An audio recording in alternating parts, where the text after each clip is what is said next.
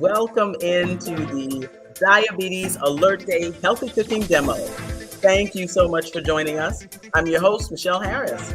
I work with DHEC in the Division of Diabetes and Heart Disease Management. And joining me live in the kitchen and the stars of our show, we have DHEC registered dietitian Farrah Wiggin and DHEC nutritionist Chelsea James. Hi, ladies. Hello. Hello, everyone. Hello, community. It's great to be here. I love your aprons. You guys are doing great. You look great. So as you're doing some prep work for us and getting everything straight, I wanted to make sure that we give our audience some information about really why we're here. Not only just to have fun in the kitchen with Chelsea and Farrah, but also, which makes a great show title, by the way, but also we are here for Diabetes Alert Day. Now, just in case you haven't heard of Diabetes Alert Day before, it is the fourth Tuesday, I always say that wrong, the fourth Tuesday of every March. And really, it's a national day just as a wake-up call to pay attention to the fact that diabetes and prediabetes are so serious. Sometimes I think that because we call it a touch of sugar and things like that, that people don't realize how serious, how deadly diabetes can be. So that's why we're here today to talk about some healthy eating with it. But again, it's Diabetes Alert Day. And if you've never heard of it before, you know now what it is. So you can find out today, and this is what we urge you to do, find out if you are at risk for prediabetes or type 2 diabetes. And you can find that out by going several places. There is a quick online test many times that you can take. And we like to send folks to the CDC website. And behind the scenes, we have Nikki King, who works with DHEC as well. She'll drop into the chat or into the comments the link for one of the places you can go to take the diabetes risk assessment. But that's the important thing. It's about 10 questions. It asks you about, your family history and some basic health questions. The whole point of it is to take that information to your provider so that you can, again, find out based on your score if it's time for you to join a national diabetes prevention program. You may hear it called an NDPP. Definitely find out about that. Or if you go to your doctor and find out that you have a diagnosis of diabetes already, you can find out about a diabetes self-management education and support program. These things are life-saving, life-changing. So we want to make sure that you get connected. And again, that's the whole purpose of Diabetes Alert Day. But we wanted to make it fun as well, which is why, and you'll see on the screen now, the prediabetes risk assessment. You may find even at some health events, some paper copies of it as well. Again, just a quick reminder, takes a minute or two to fill out, and you take that to your healthcare provider, and together you all can figure out how to keep you very healthy. Now, joining us along with the ladies in the kitchen, I want to give some acknowledgments and some great shout outs to people who are online with us as well. I want to definitely thank you, give us a great thank you to the staff of DHEC, of the Division of Diabetes and Heart Disease Management, my whole division there at DHEC, including Nikki King, who is the state specialist for NDPP. She does a great job with that, but she's also behind the scenes, again, putting stuff in the chat, making sure we see your comments. So thanks, Nikki, and thanks to our entire division for working so hard to make these things possible. Also, the division that supports Farrah and Chelsea, the Division of Public Health Nutrition Practice and SNAP-Ed programs. I have to read that because that's a super long title. But these are the dietitians, the nutritionists, all the great staff at DHEC, and they really work statewide to make sure that you know all about healthy cooking.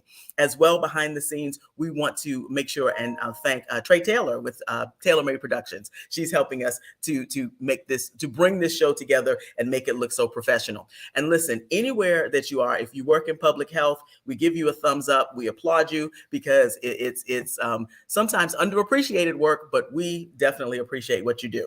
Now, there are some wonderful national diabetes prevention programs across the state. We've worked with many of them, but none more exciting and more supportive than the great folks at Healthcare Partners of South Carolina. Now, Marcy Westerbeck leads those programs. She has been a joy to work with over the years, and they are cooking along with us today. They are both at their locations in Marion and in Conway. Now they will be cooking, they're overachievers over there. They will be cooking 5, count them, 1, 2, 3, 4, 5 of our great recipes. We're only doing 2, but again, wonderful shout out again to Healthcare Partners of South Carolina and Marcy Westerbeck. And in fact, they're going to be giving us some updates as we move along. As you see, they have been prepping and preparing for this. And so we're excited to see their progress.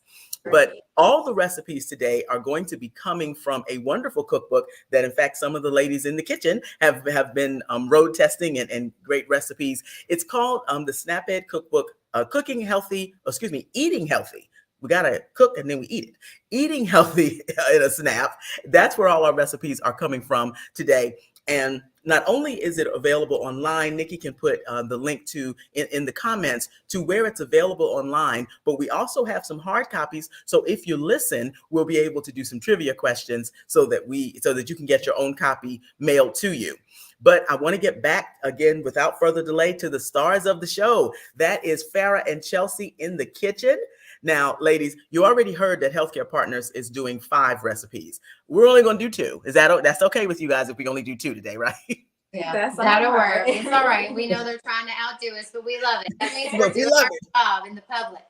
It's a great competition. So today, though, you guys have decided. Oh, and first, let me make sure that I give you formal introductions because I want folks to know who you are. So Farah Wiggins, she is a SNAP-Education dietitian, registered dietitian. And then we have Chelsea James. She is a nutritionist with our Cooking Matters program. And both of them, again, work with DHEC. You may have seen them out in the community, been around with them. They're great, wonderful, knowledgeable young ladies. And so I wanted to make sure that people knew that you're not only fun, but you are experts at what you do. So now let's get to the cooking. So tell us a little bit about what the recipes that you guys will be making today. Sure. So I'll start us off. The cookbook, the Eating Healthy in a SNAP cookbook, is really that great project that we revamped and revised during 2020. So it made it to the state library, which we're super excited about. And all of the recipes really focus on easy recipes that are affordable and that are affordable, budget friendly, as well as healthy for you. So variety of options, and they also include a food label. So I know sometimes as we're trying to eat healthier, that food label with that recipe can be helpful. So today, what we've chosen for our folks is the turkey burger, because everybody loves a good burger, right, Chelsea? Right.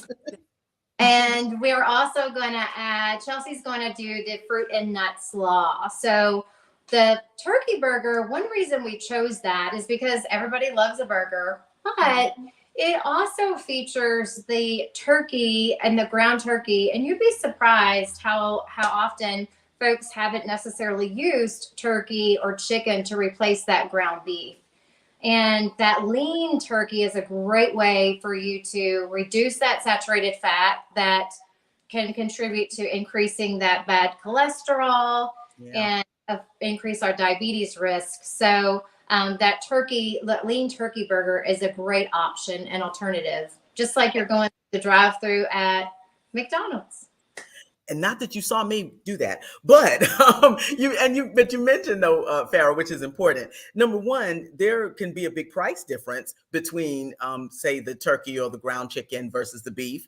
And also, when you mention burgers, there's all types of burgers. There's veggie burgers, black bean burgers. I mean, they don't even have to all be made out of meat, right? That's right. That's right. And if you're not familiar with trying the alternative, my suggestion would be is maybe to use a lean ground beef and add that lean ground turkey to it and do a combination.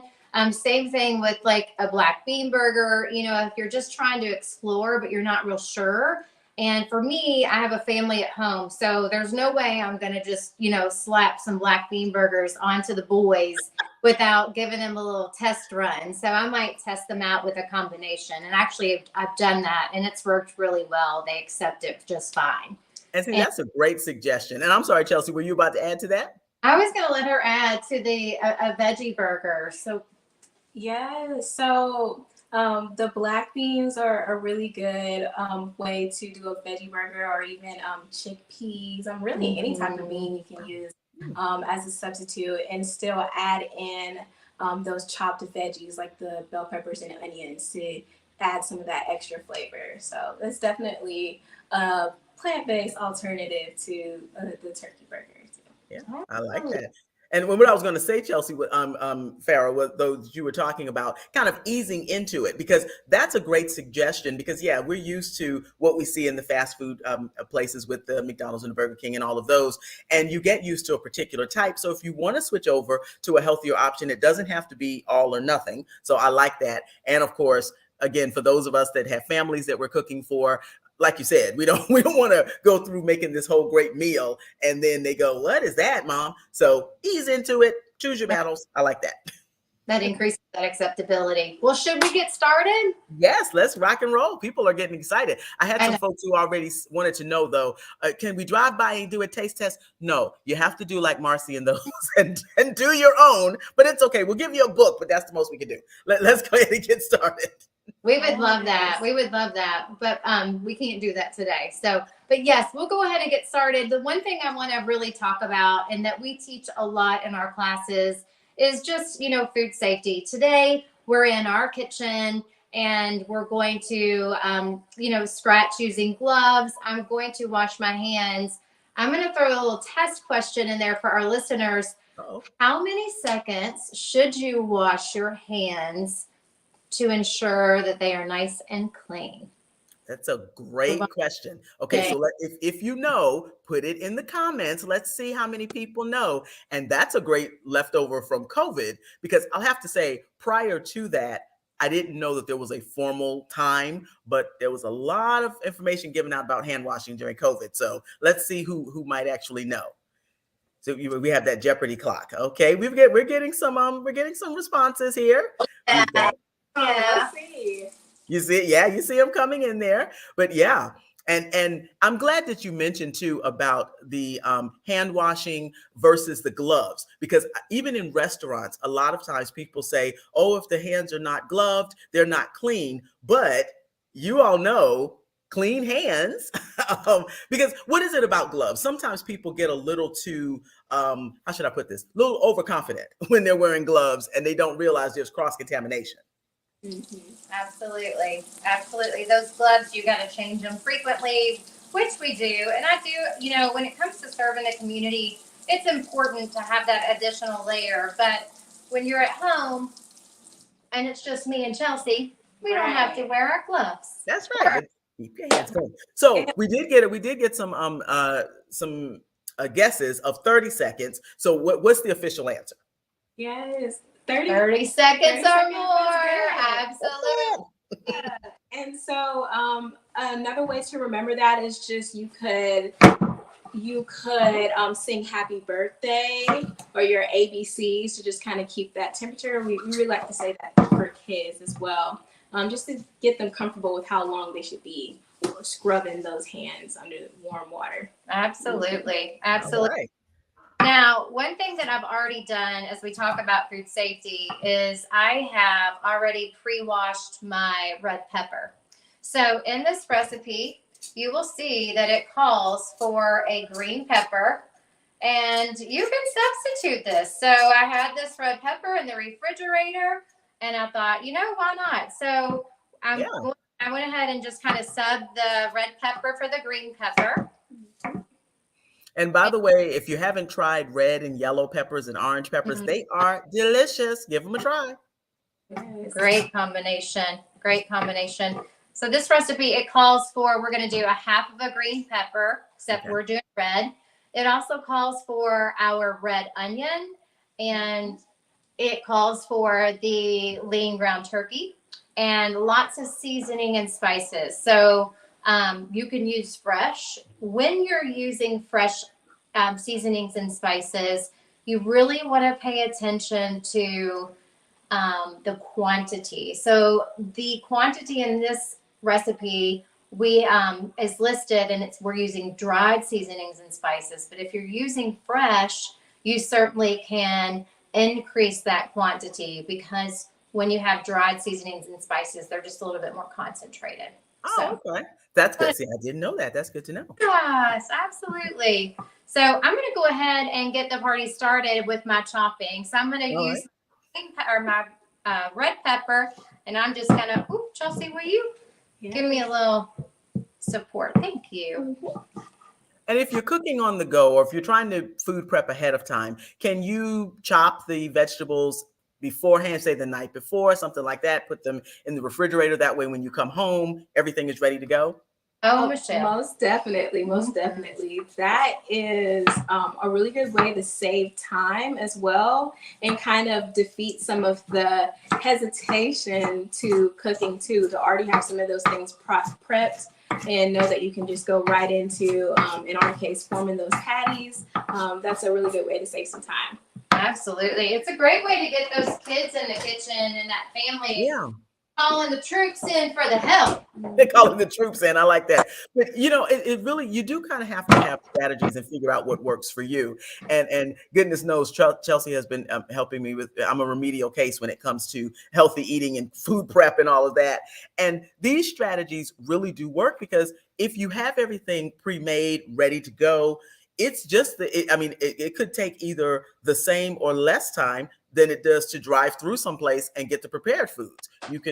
And it's cheaper. These days, fast food has gotten ridiculously high. So having being able to cut corners and do some things at home would be fantastic. You sure can. And as we talk about that, this is a recipe that I have a family of 4. So I would probably double or triple this recipe, just because we do eat leftovers. So cooking ahead and planning ahead, this will allow you a few nights of leftovers so that you can feed the family. And then it leaves you from wasting, I don't want to say wasting money, but it is. It's expensive out. So it'll save you some money.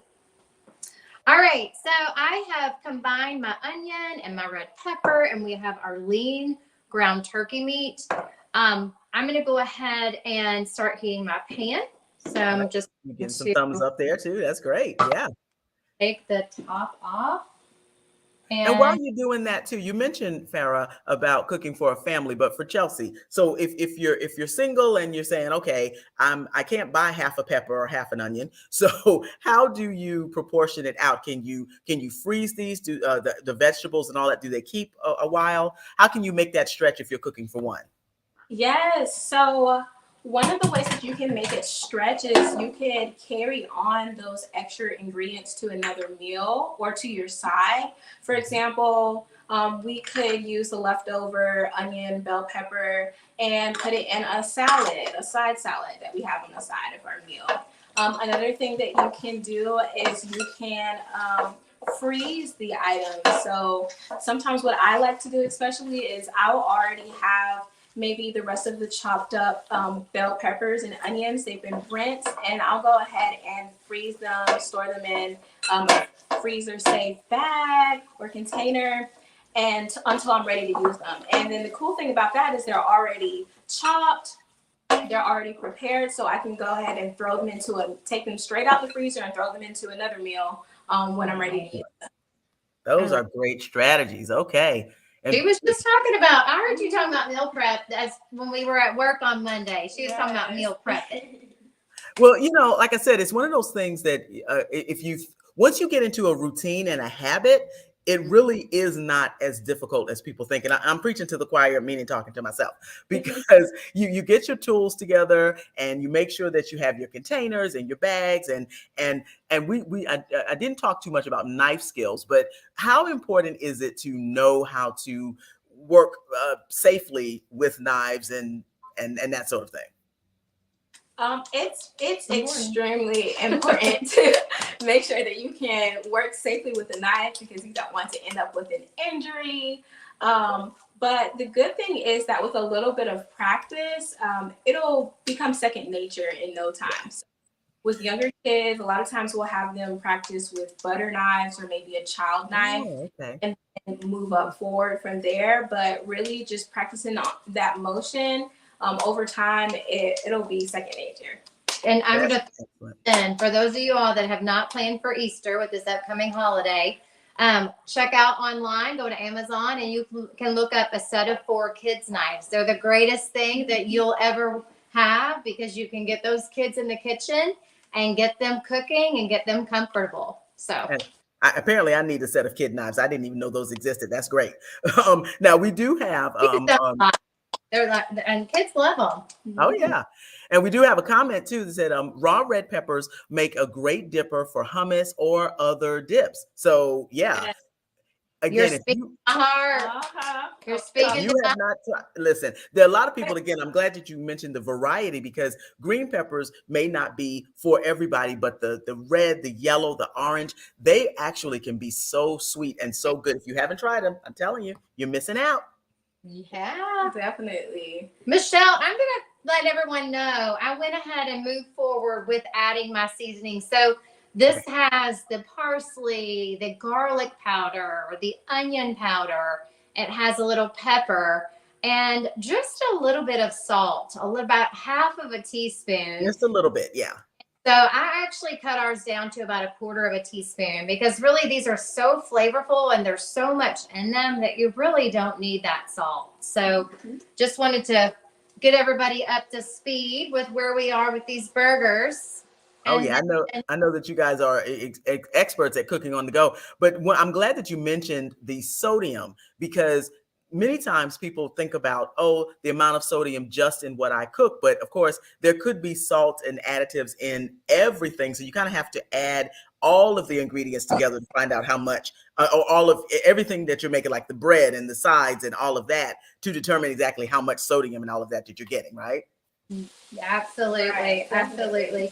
I think the biggest thing is, and Chelsea, I can let you speak since you're closer to this, but is really thinking about, we know that research shows that the majority of our sodium intake does not necessarily come from salt at the table. It comes from our processed foods, our salty six, which is like tacos, our deli meats, our cured meats, some of our breads that we tend to, in America, consume a lot of quantity. So, yes, salt is definitely something that we need to make sure that we're watching. And you can do so much and still have a lot of good flavor. Right. And so a lot of times we like to promote really focusing on those other seasonings as well, as seasonings and spices, those different spices to get, as much flavor as you can without having to add too much salt. Even in the book that our recipes are in today, in some of the first pages, we have some seasoning blends where it shows you how you can make that Italian, how you can make that taco seasoning without having to use so much salt in your cooking. So that is definitely a really good resource and just a really good thing to think about when you're cooking. And I'll tell you what, Chelsea, I'm glad that you brought up the book because, again, it's a fantastic book. And I'm going to ask a trivia question, and we'll do it the same way we kind of did with the hand washing question. So when I ask the trivia question, the first 5 people who put the correct answer in the comments, what we're going to do then is follow up with you. We'll inbox you to get your mailing address, but we'll give you a great copy of the cookbook that we're using today. So the trivia question is, true or false? Eating beets can help lower cholesterol and blood pressure. So give us your best guess. Is that true or false? Eating beets can help lower cholesterol and blood pressure. First 5 folks who put their guess, the correct guess, in the comments, we will inbox you to give you a great copy of that Eating Healthy in a SNAP cookbook. And you guys too, which I think is great. Again, not only because lots of people may have a whole collection of cookbooks that they may or may not use. It may include fancy ingredients that you don't normally have on hand. But these recipes have really been road tested. I mean, you guys use the recipes from this book in your daily work, and you take them around the state with all age groups, all of that. I mean, how do people receive these recipes? Oh yes, absolutely. I mean, they're great. I think we had to do a little revamping, like I said, in 2020, because when I started with the program, it was so funny. One of my colleagues, Brooke, she said, our recipe book, it's really good, but you always got to add a little love. And I'm like, what kind of love? Like, how do I know how much love to add and who likes Right. it? So when we took on the project, I was like, all right, we're going to bring the love and we're going to put the love in the book so we know how much. So we did a lot of testing and consulting with some of the resources. Food Hero was one that we spoke with them, and they do a lot of test kitchen work, and we did a lot of test kitchen work with our recipes. And these are recipes, a lot of them come from our participants, not patients, but participants in the community. So it's really special and unique to have them bring that piece to the cookbook, and they seem to really enjoy it. Yeah, definitely. And we try these out in different classes that we teach. I know It's Your Health, you guys use this cookbook a lot, and sometimes we use them in our farmers market. So it's really cool to take them out in different places and really see what people like and get their feedback too. Absolutely. Yeah. And we do a lot of Cooking Matters. There's a few Cooking Matters recipes that are in our cookbook. With Chelsea, she predominantly, she coordinates the Cooking Matters program that's very hands-on cooking. And there's a lot of great recipes in the Cooking Matters curriculum. So we brought some of those to the cookbook as well. Oh, that's fantastic. I mean, you guys, I'm already starting to see some folks that are putting their guesses into the comments. And in fact, it's so funny because Martin McFly says that, yes, and I hope so, because I love beets. And and in fact, that brings up an excellent point. So thank you for putting that in the chat, because Farah, you and I were talking about some of the, and I'll call it childhood vegetable trauma that some of us have had, where maybe we tried something when we were small, we didn't like it at the time, and so we say, oh, I don't like that, fill in the blank. I don't like that healthy food. But trying it again when your taste buds have matured, or trying it in a different way. In fact, you mentioned, Farah, a way to cook beets that I had never even thought about. What about the roasting that you were talking about? Yes. So with beets, definitely a pickled beet is a fan favorite, I feel like, in the South. But roasting your beets, it's, can be very easy. It's hard to peel a beet with the shape. So if you just kind of massage the beet and you remove the stem and you put it in the oven, you can just put it in some aluminum foil and roast it, and and then once it's finished, you just bring it out and that peel will come right off. And you can add those beets to, we were talking about adding it to a salad bar. So you can cool them down and add them to salads. You can have them on the side. You can put them on your burger. Yeah. So there's a lot to do. And then we were talking about hummus earlier. We have a roasted beet hummus recipe. So that's another thing that you can do as well. Chickpeas in your processor and eat them with those red peppers we were talking about. I love it. And hummus is a very versatile food. We'll have to talk about that at some point. But yeah, these are great ideas, and that's the thing I really want to encourage folks to do. If you've tried something before one way and you didn't really care for it, try it a different way. You'd be surprised. I mean, the taste and the texture can be completely different. Absolutely. Sometimes do you have to try it? We tell kids like 5 times, right? Yeah, I'm going to say 5 to 10 before you can truly say no, but it can be higher. So those kiddos, and as we age, our taste buds change, different medications can affect your taste. So that's true. Definitely trying new foods, and throughout your life is important in different ways. So I'm moving our burgers over, and we're going to slide some slaw. All right, let's get to the slaw. And this is our second recipe. This is a fruit and nut slaw that's also in the book. So walk us through it, Chelsea. Yes. All right. So the fruit and nuts slaw that we have, it's on page 64 in our book. This is a really nice recipe when you're really just wanting to get in a little bit more vegetables into your meal. So today we are pairing it with the burger so that we can put it on the bun, but you can also have it on the side as a side on its own. You could toss it with some mixed greens and make a salad out of it. So there's really a lot of versatility with it.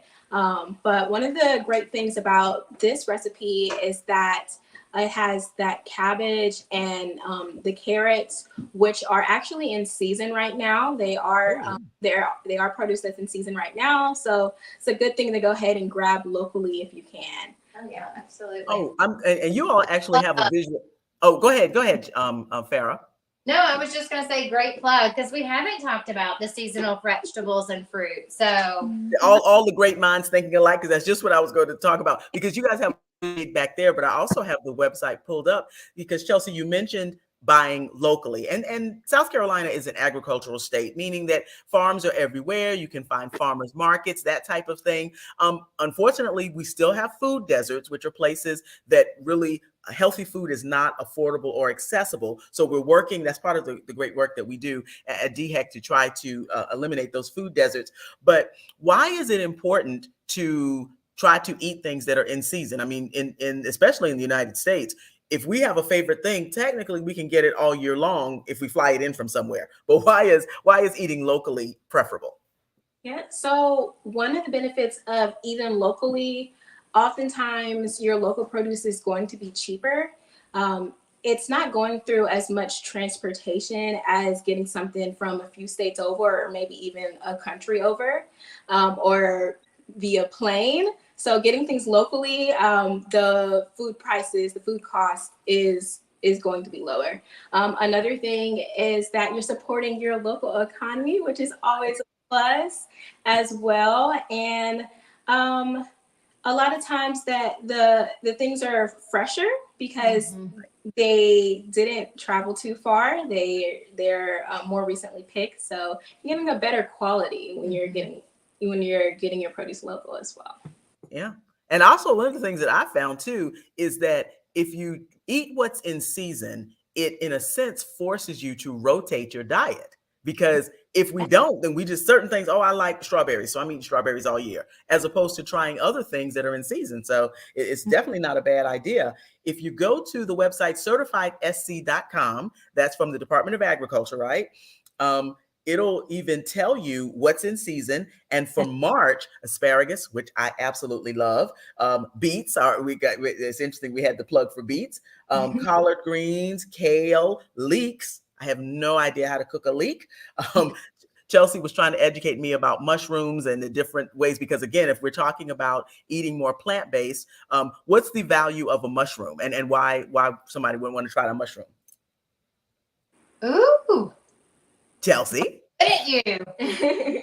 Right. They hold, so from a culinary standpoint, your mushrooms hold a lot of flavor. They can hold a lot of flavor. So that's definitely something that can spice up your meal, whether you're putting it in spaghetti sauce and it's soaking up that spaghetti sauce, or in a stir fry or something like that. So it has that benefit as well. It's another source for your fiber. And depending on, there are a few mushrooms as well that have some vitamin D as well, which is cool because most of our plant foods do not have vitamin D. So that's good. So thank you with that. And the reason why I wanted to put that out there is because, especially if you're somebody like me who is trying to not be so meat dependent and explore these plants, the plant-based eating, you want things that have some girth to them, that have some that can be satisfying. So that's important to try those different things. And actually, we have some great comments. This is awesome information. Thank you. I'm definitely going to be using it. We had a comment from Michelle James, which is true, about having the childhood trauma with some of the vegetables and beets and all. But again, trying it in a different way, trying it again, maybe your taste buds have just matured. You never know. So it's always good. So where are we? What are we working on right now? All right. So we are working on the fruit and nut slaw, the very first thing that we want to do is to go ahead and slice our cabbage. So I have a mandolin type thing that's connected to a bowl, which is pretty cool. It's fancy. Yeah, it's fancy. So you can use a mandolin if you have something like that, or a grater. But you can also slice your cabbage with a knife as well. Oh, just a knife, yeah. And it looks like you quartered the cabbage and a mandolin. I want you all to watch because Chelsea is a pro, but a mandolin can act. You want to be very careful because a mandolin is very sharp. So very, very sharp. I had to get her a Band-Aid already today, Michelle. I was like, ooh. And that's a pro, and that's a pro doing that. So be careful, and whatever you do, don't lose your concentration when you're doing a mandolin. But it's a great way to be able to chop quickly, but concentrate on that. But like you said, Chelsea, if you want to, and I like the way that you all did it. You can just quarter the cabbage, so it makes it easier to hold. It's not rolling around on you. And see, Chelsea taught me well, and then just chop it. So that's good. Does it matter the size? Like, is it a preference if you want it chunkier or smaller? So I guess it would be up to you. Typically, our slaws are sliced pretty thinly, but it's really up to you what you'd like to, what size you'd like it to be. And I want you to concentrate. I'm gonna stop talking while you concentrate. When you get with that mandolin. Mandolin's scary. Over to the knife so that we can also see how we can do it with our knife as well. Our other half. And sometimes too, by the way, mandolins come with guards, little guards that you can use for to save. And have you all ever tried the cutting gloves? I've seen these on TV. Again, fancy cooking gadgets that I may own but don't use. I've heard great things. Yeah, okay. Yeah, I'm gonna have to try that one day. See, look at those knife skills, people. That's what I'm talking about right there. The Cooking Matters coordinator. Yeah. All right. So so you don't need a fancy mandolin to do this. You could just use your knife as well, as long as you're holding it safe. So we got us some nice little slices here that we can add. So we only needed a half a head of the cabbage.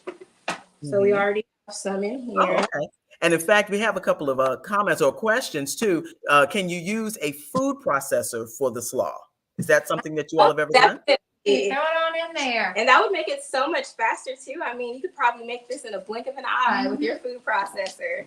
I like it. I like it. And then, what about the bags of the pre-cut cabbage? Have you seen those? I've seen those in stores too. The bags of pre-cut cabbage? For like the slaw, for making slaw? That would work just as well. And these are great suggestions. And I say whatever works for you, because sometimes people will say, oh, well, that's more expensive. And it can be, but whatever works for you. I mean, this is no judgment. No judgment here. So I like that.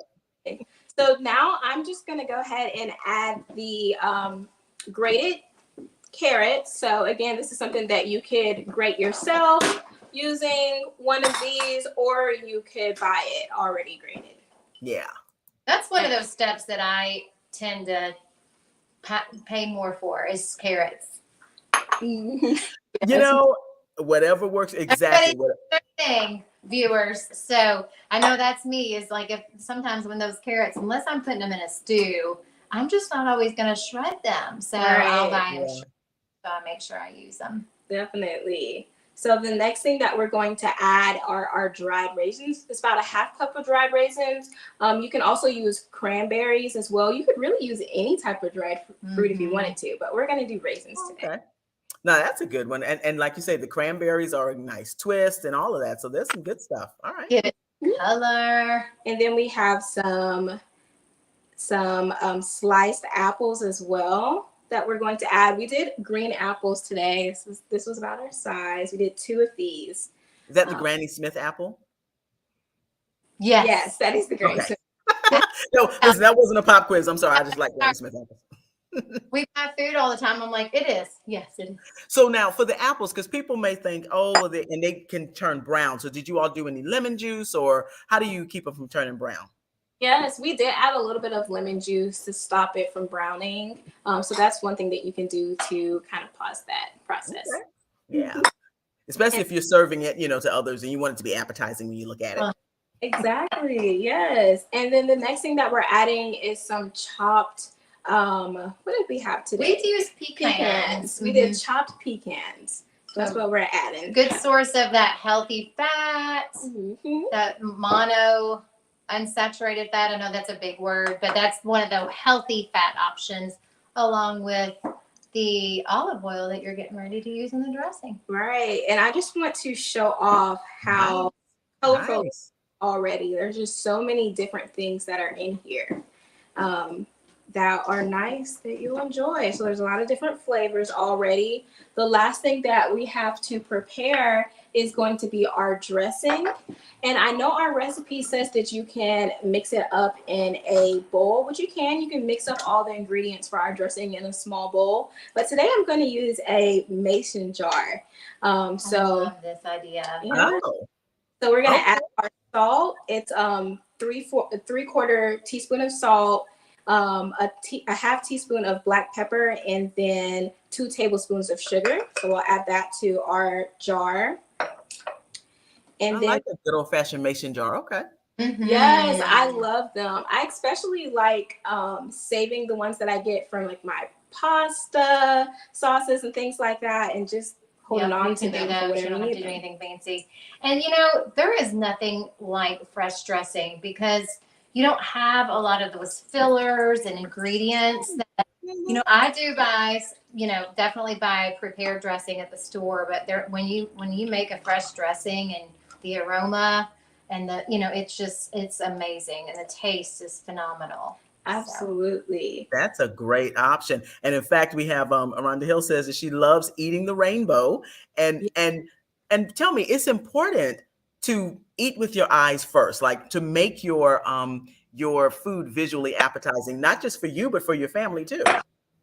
Absolutely. And eating that rainbow is just so important because every single fruit and vegetable has its own antioxidants, vitamins, and minerals that are going to have different health benefits. So getting that true variety within your diet is going to make sure that you have all your bases covered. Yep. So like I love it. And the flavonoids, you know, are important. Antioxidant properties are great for cholesterol. And then the greens that have that good source of vitamin K and potassium and fiber. And yep, they all kind of work together.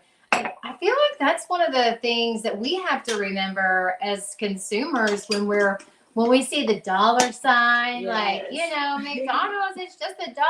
And if you supersize it, you can get it for $3.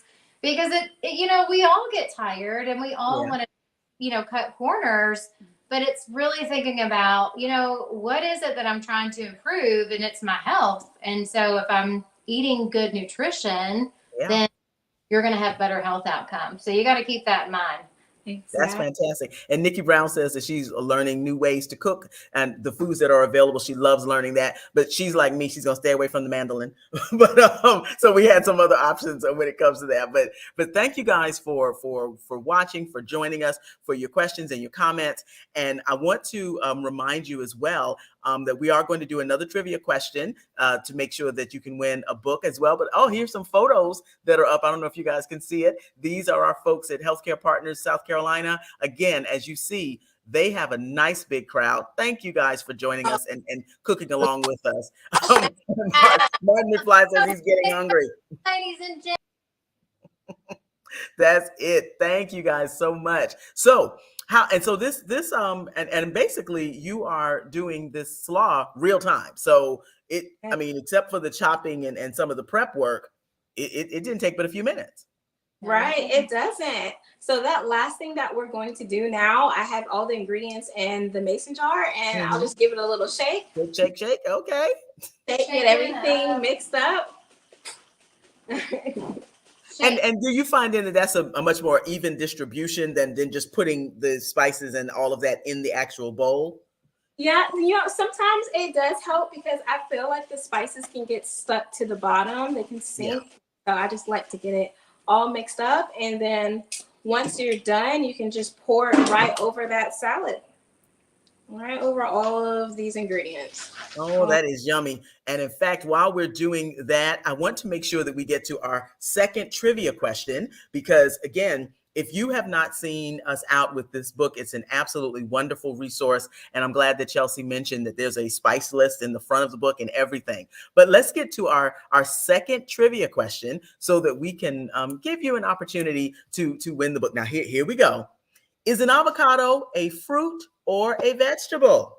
Yeah, that's a head scratcher. So put your comments in. We'll take the first 5 correct answers in the chat, in the comments, and that will. But yes, is an avocado a fruit or a vegetable? And I have to admit, though, avocado is getting some pretty good PR. So you hear about it a lot on the television and everything, but what is it really?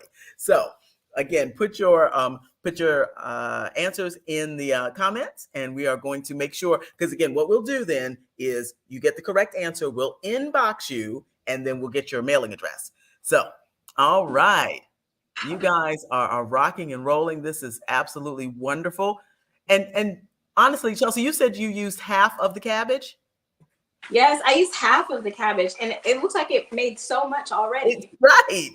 I'm like, that looks like it can feed a family. You need to bring some of those leftovers back. So how in fact, speaking of leftovers, how long will something like that last? If you seal the bowl and all that, how long could you get it to last? Yeah, so a salad like this, where we call these your ready to eat foods. The salad like this, where it would only last about 4 days. So I wouldn't eat this after day 4. Yeah.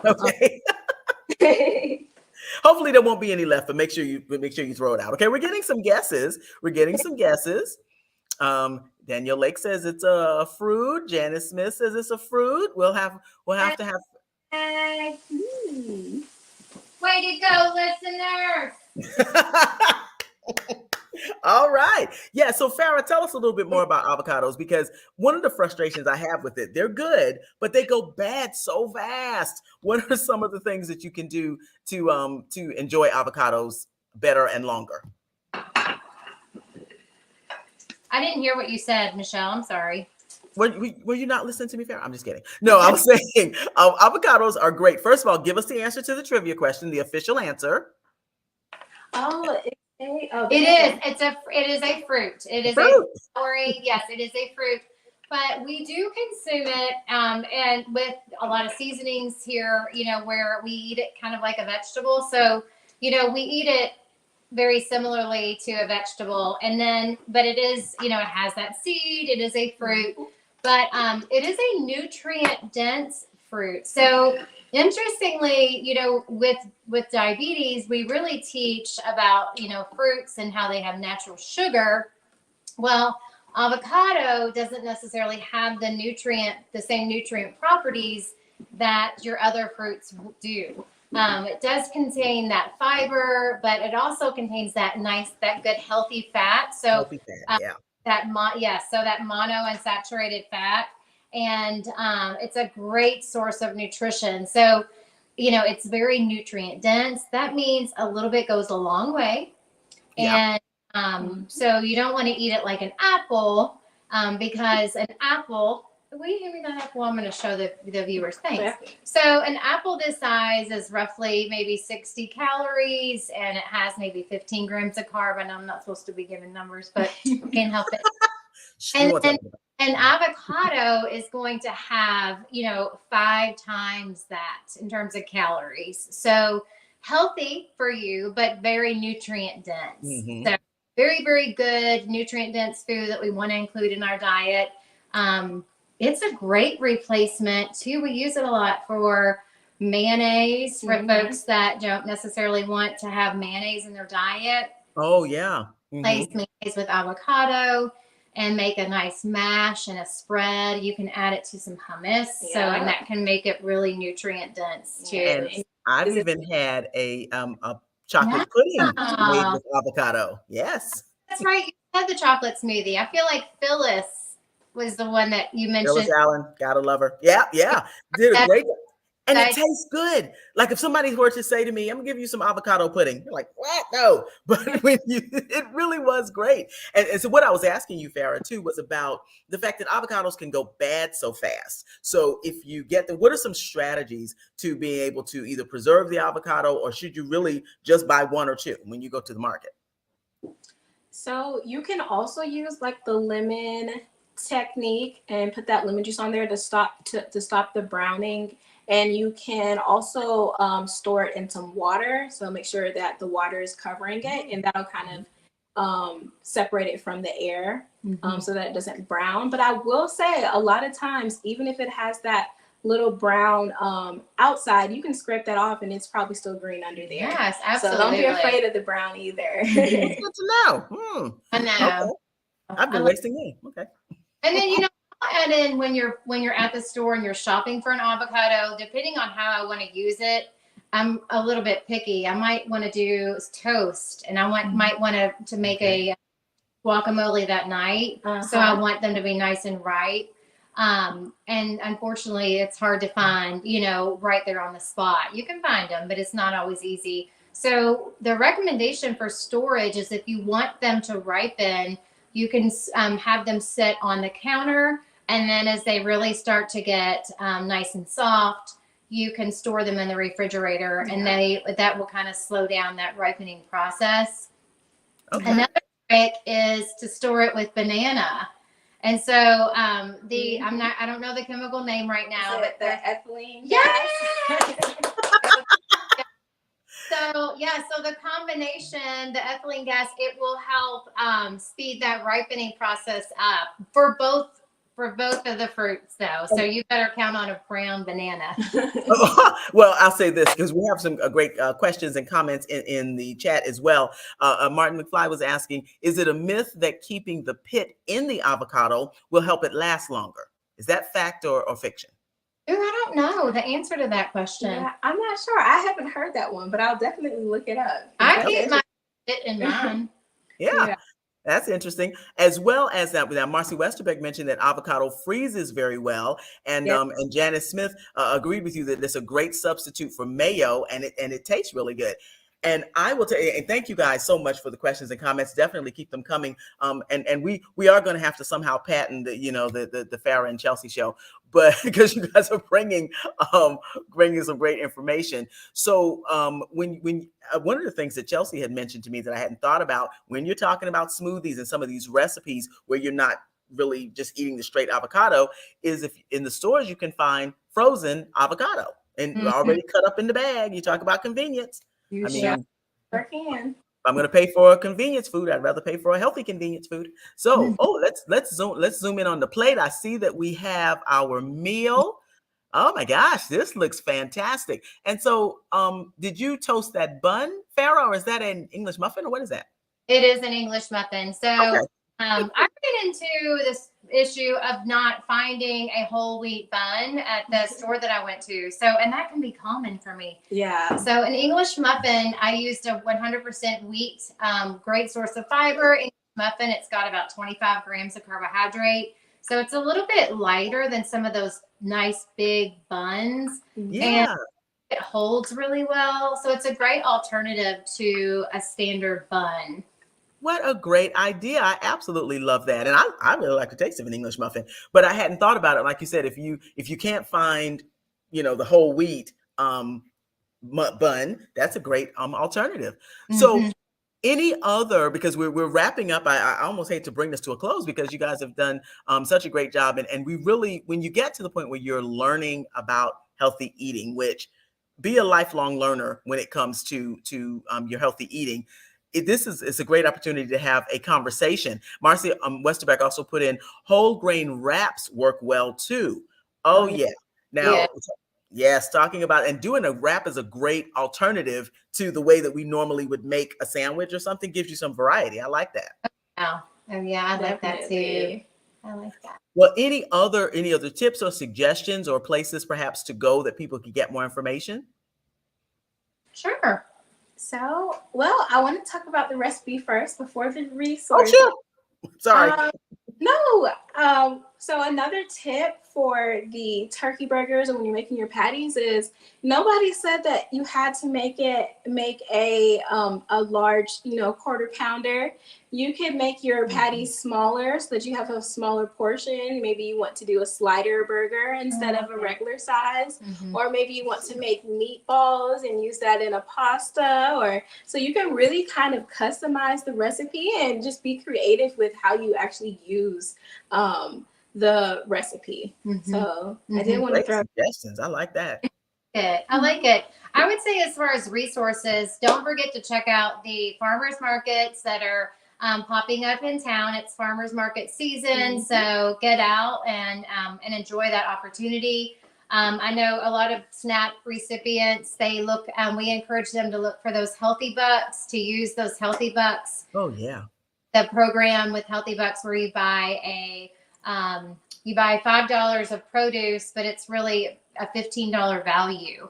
So that's a great program. So Healthy Bucks program, if you're not familiar with it, you can go to the SNAP website and look for the Healthy Bucks program. And then if you would like to, before we wrapped up, I wanted to make sure and remember that May is March is National Nutrition Month too, is right? Yes. Yeah, and I think I actually put in the comments May. It's March is National Nutrition Month. And what's the theme this year? The theme this year is beyond the table. Beyond the plate, yeah, beyond the table. Yeah. Yes, beyond the table. Beyond the plate and the table. So yeah. Basically what it's all about is we really want to look past just what we're eating, from that health standpoint, and really form a nice holistic relationship with your food. So that can mean expanding your palate from a cultural standpoint and trying a recipe from a new cuisine, or trying a new restaurant that you've never had before from a different culture. That could also mean shopping locally and really checking out those farmers markets that we were talking about and seeing what you can get that grows locally. Cooking more at home. So doing more, I think I always say, get the family involved. It doesn't just have to be a one person job, so get the kids exposed to, how do I clean up dishes? How do I, cut? Once they're involved, they're going to be more invested into trying the food that they prepared. So, and it is beyond the plate. I'm sorry. So that's beyond the plate. So my apologies. Well, hopefully the plate is on the table, so we knew what you meant. The plate. Right. No, that's fantastic. And you also have, and again, these are some photos from the folks at Healthcare Partners of South Carolina and Marcy Westerbeck. Thank you all. Thank you to them for joining us as well and cooking along with their 5 recipes. I tell you what. But you can always go to the SC DHEC website and check out. There's great links to other resources like myplate.gov, which gives you great nutritional information as well. Talk to your healthcare provider. I tell anybody, if you have a diagnosis of diabetes already, ask your healthcare provider about a diabetes self-management education program. You are not in this alone. If you are at risk of prediabetes or have prediabetes, there's the National Diabetes Prevention Program. There's so many resources out there. There are places, great places and partners like Healthcare Partners of South Carolina. Ladies, thank you all so much. I want to put up your contact information quickly so that people can know how to get in touch with you, how to send you fan mail, things like that. You never know. But we're also I also want to put up the information for us as well in the Division of Diabetes and Heart Disease Management. Again, I'm Michelle Harris, and I work with communications. And then there's Nikki King, who's behind the scenes there. She is the Community Engagement Coordinator and can help you with all things National Diabetes Prevention Program. She's a state specialist. In case you want to set up a program or find out more about the logistics of it. Ladies, thank you all so much again for joining us. Thank all of you for joining us as well. This makes all of this worth it. This is why we do it. And if you have make sure you take the diabetes risk test. if you have not done that already. And if you have taken it, share it with someone else, because this is what it's all about. Like and share this information. This will remain on the YouTube channel or the Facebook page for In It Together SC. And we'll also maybe get some clips from this, because this is a great show as well, to be able to share out with some of our programs. So we appreciate that. And again, congratulations to all the winners. Make sure In It Together SC page will inbox you to get an address for you to send you your cookbook that you want. I love it. Thank you guys so much. We certainly appreciate you joining us and tuning in to this wonderful healthy cooking demo in honor of Diabetes Alert Day.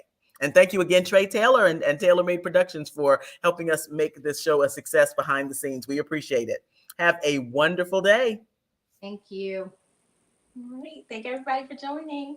That was